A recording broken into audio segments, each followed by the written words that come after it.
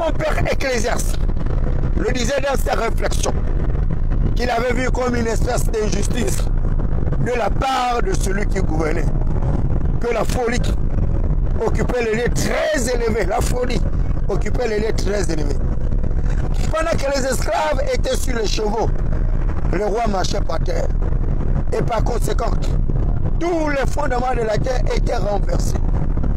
Et Ecclésiaste, le père de la sagesse et l'intelligence, frappé du sceau du savoir et l'onction de la faculté, disait: que feront les justes si tous les fondements de la terre étaient renversés? Vous êtes à l'émission Atmosphère, intervention chirurgicale judiciaire, avec un sujet qui défouait la chronique. Ce sujet qui défouait la chronique est consécutif à l'exfiltration de la première dame déchue, la veuve Blanche, la veuve Jézabel, Napoléon de l'utérus, avec ton fils qui actuellement se trouverait au niveau de l'Angola. Et c'est une honte pour les autorités de notre pays. Une honte pour le journal gouvernemental L'Union, qui a passé son temps dans des élucubrations, dans des fausses communications. C'est une honte pour la presse pseudo être la presse qui soit le garant justement d'une bonne communication du chef de l'État. Je ne citerai pas leur nom. Sinon la presse présidentielle. C'est une honte de constater que ces gens-là ont réussi à détruire l'image du chef de l'État en moins d'un mois de son investiture. À travers leurs élucubrations communicationnelles, à travers des journalistes sans niveau, sans qualification, des journalistes qui n'ont même pas franchi le seuil du cours moyen élémentaire. Certains journalistes avec des niveaux de 5e, de 4e, de 3e, et ils veulent se faire passer pour des lumières, des êtres éclairés. Il n'y a qu'au Gabon où on voit justement des lépreux vendre les beignets. Il n'y a qu'au Gabon, où je dis bien, où on voit les lépreux vendre les beignets. Comment un journal gouvernemental, qui plus est l'Union, qui arrive à mentir, à démentir une réalité vécue par le plus grand nombre de personnes. L'Union, vous êtes une honte pour Olivier Guémard. Vous êtes une honte pour la nation. Vous êtes des misérables, des pauvres types, des beaux rien. Mais qui Baby-Sango, vous n'avez pas les papiers. Vous n'avez pas les papiers. Vous n'avez pas les papiers. Moi, à l'heure actuelle, à la première bus retour Olivier Guémard, je fais chasser tous les gens de l'Union. Et les directeurs, et tout le monde, comme Ali Bongo avait fait. En fermant justement la direction générale, la gens va doucement. Pourquoi tu filmes? Oh, va lentement. Merci, chef. Tu accélères alors que tu es à côté d'un poste. Ali Bongo avait fermé tout un ministère. Le ministère, justement, tu vas arriver à Antoum avec le carburant. Mais la station est où? Mais la station, c'est là-bas. Tu vois, au Lam. Et Ali Bongo a fermé tout un ministère. L'Union, on doit fermer ce journal pour restituer. Envoyer les journalistes en formation. Envoyer les mêmes au Burkina Faso. Comment les journalistes de l'Union vont faire un Kounabélis de plus incongru, un Kounabélis minable et misérable? La presse présidentielle s'en copie.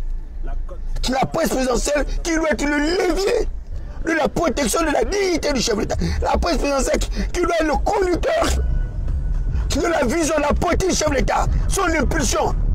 Rien que le mensonge.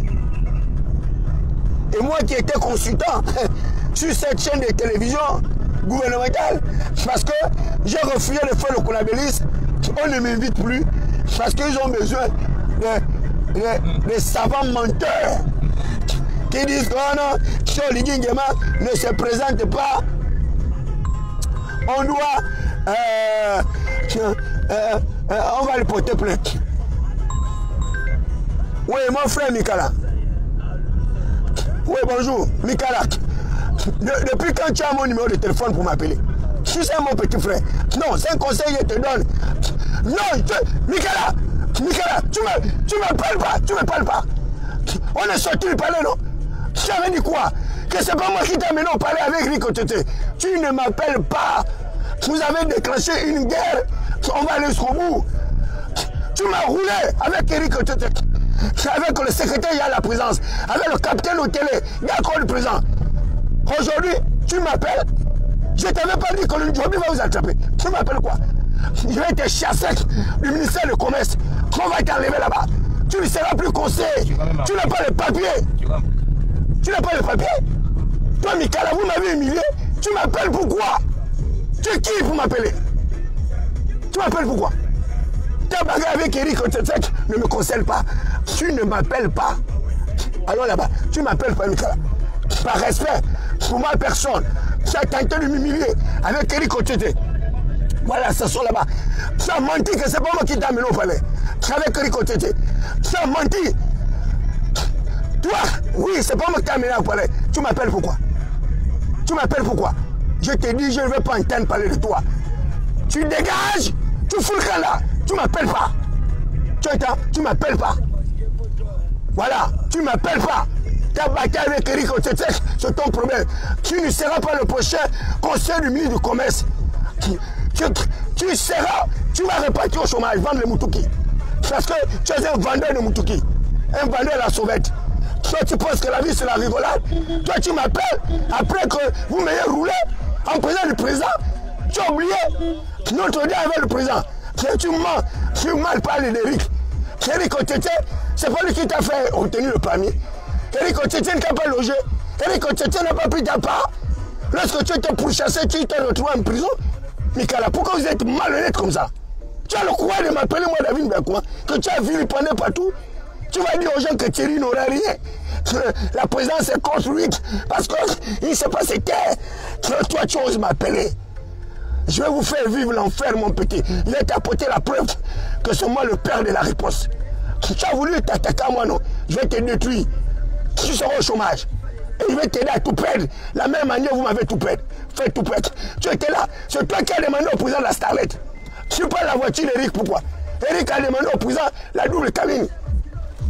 Tu dis maintenant que la double cabine coûtait plus cher. Toi, tu as demandé la Starlet.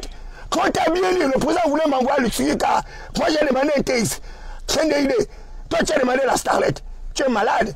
Tu es en prenant un président, tu demandes une Starlet. Tu es fou. Tu es maudit. Tu es un fils de pauvre famille. Et ta petite voiture, ta coccinelle, c'est à cause de toi, on m'a donné la petite voiture. Et on a volé ma pauvre voiture que le président a donnée. Mon petit Mikala, ne m'appelle plus jamais. Tu entends? Tu ne m'appelles pas. Tu as battu avec Eric Otetek. Tu n'as rien à foutre. Tu entends? Tu te débrouilles avec ton frère. Voilà, tu ne me regardes pas. Tu as pris l'argent des morts. Green, qui est mort pour la défense des intérêts des minorités. Avec un enfant. Tu as volé son argent. Tu as détourné son argent. L'argent pour les funérailles. Tu dis que tu as payé les t-shirts, les casquettes. Tu es maudit. Et tu viens publier ça sur la toile. Tu t'auto-détruis. Tu es minable. Tu ne vois rien, Mikala. Tu as voulu que tu étais plus intelligent que moi. Tu es bête.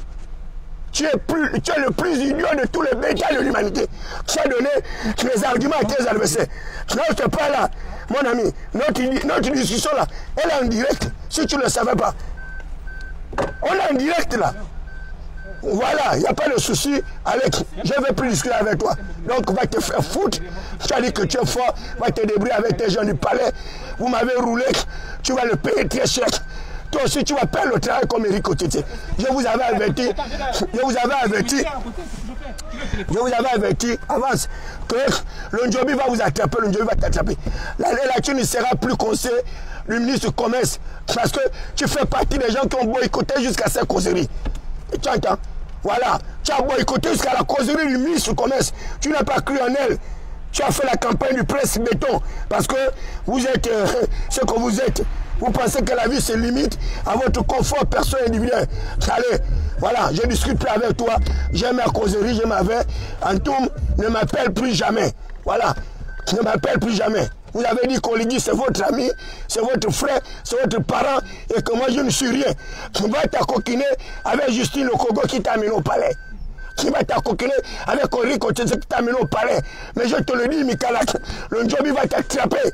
Parce que c'est à moi que le président avait remis le numéro. Pas toi. Tu as pris le numéro, tu as demandé au président. C'est moi que le président a remis le numéro. Tu ne peux pas mentir. Et c'est à moi que le président a confié à son gars le capitaine au télé. Vous avez menti toute une vie. Votre mensonge est en train de vous rattraper. Tu m'appelles plus. Non, mais pas au téléphone.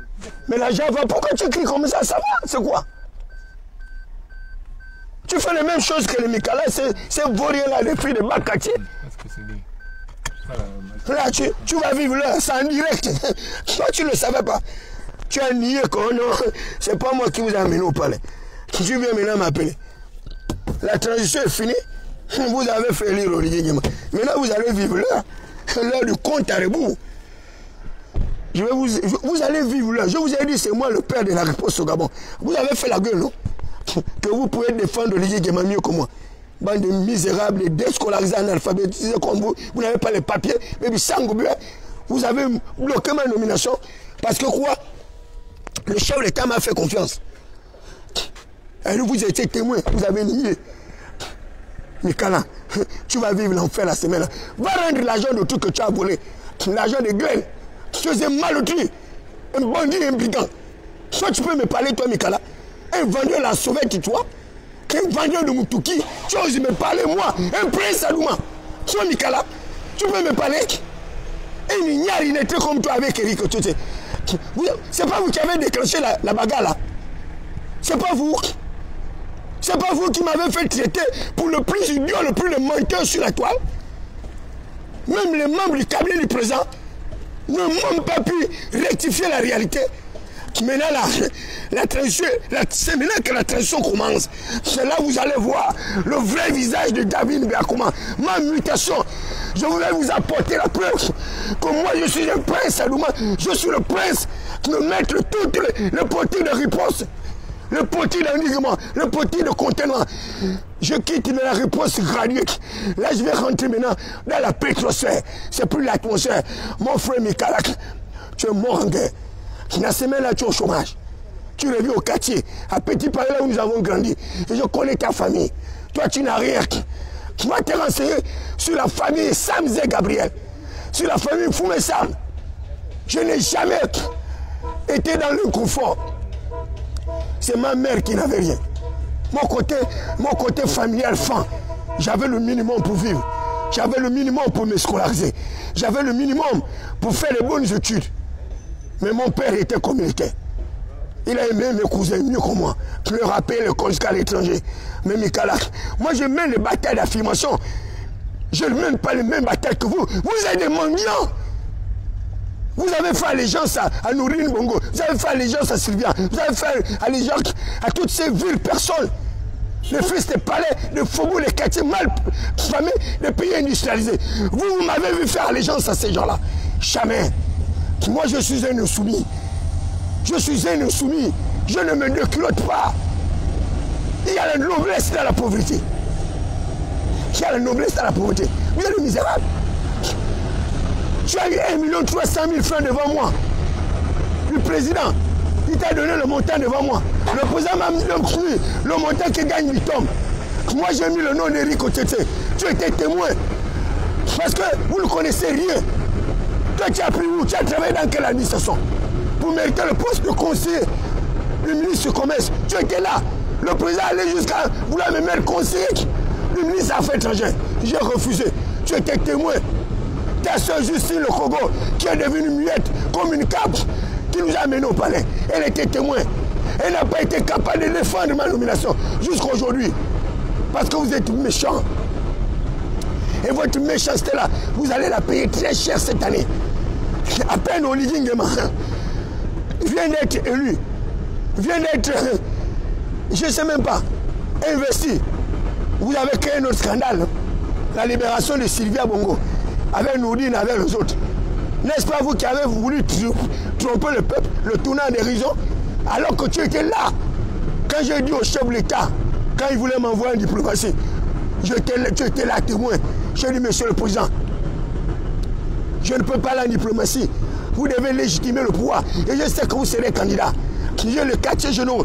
Laissez-moi d'abord là pour faire le travail pour vous. Si vous voulez vous débarrasser, vous voulez aller vous débarrasser de moi après l'élection. Vous êtes méchants. Je n'ai jamais vu des gens aussi méchants. C'est toi qui parles de jalousie, c'est toi qui parles de machin. Vous êtes des misérables. C'est vous qui avez tenté de détruire ma carrière. Vous avez annulé ma nomination avec le général Rapochombo. Tu étais là, j'ai fait la vidéo. Qui a dit au général Rapochombo que tu partiras de l'hôtel des villes à pied jouer. Parce que moi, David Mbeko, je suis l'essuie, au même titre que toi. Mais le décret, le président a pris le papier devant moi. Un papier blanc. Toi, tu es qui? Le président va te donner un papier blanc pour choisir là où tu vas aller. Tu penses que le président ne réfléchit pas? Le président connaît qui est David Mbakuma. Il connaît ma probité, il connaît mon éthique. Et tu es tombé dans le piège. En plein direct, tu es venu m'appeler. Maintenant, le monde entier comprend qu'il avait menti. Mon petit, le prochain conseil de ministre, tu ne seras plus le conseil de ministre du commerce. Parce que tu es un malotru. Il faut être conseiller de ministre. Il faut être de catégorie A, hiérarchie A1. Si tu ne le savais pas. Et toi, et vos conseils techniques, la 5e République, c'est la République du mérite. C'est la République de ceux qui ont les papiers, qui doivent être valorisés. Vous avez mangé le temps de l'attention. Eric Otiete, c'est toi qui peux mener la question Eric Otiete. Donc Eric Otiete, toi, tu étais même conseiller du maire de Libreville. Tu fais l'hypocrisie à qui? Tu es minable. Tu oublies que c'est moi qui ai mis le nom d'Eric Otiete à ta présence. C'est moi qui ai choisi même là où il devait aller.